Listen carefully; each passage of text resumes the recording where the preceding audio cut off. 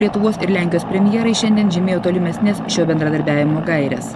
Alytaus oro klubo pievoje nusileidusius 2 malūnsparnius, kuriais atskrido Vladimiras Cimoševičius ir Lenkijos delegacija, pasitiko Lietuvos ministras pirmininkas Gediminas Vagnorius, Alytaus apskrities administracijos vadovas.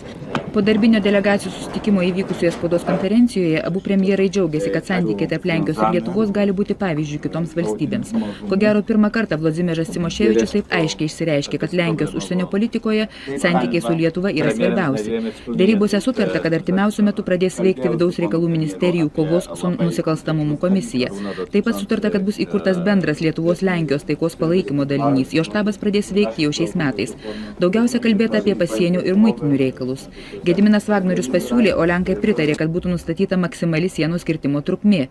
Tam nutarta įsteigti bendrą kontrolės punktą Ogrodnikų Lazdijų pasienio poste, kur kartu dirbtų Lietuvos ir Lenkijos pasieniečiai ir muitininkai.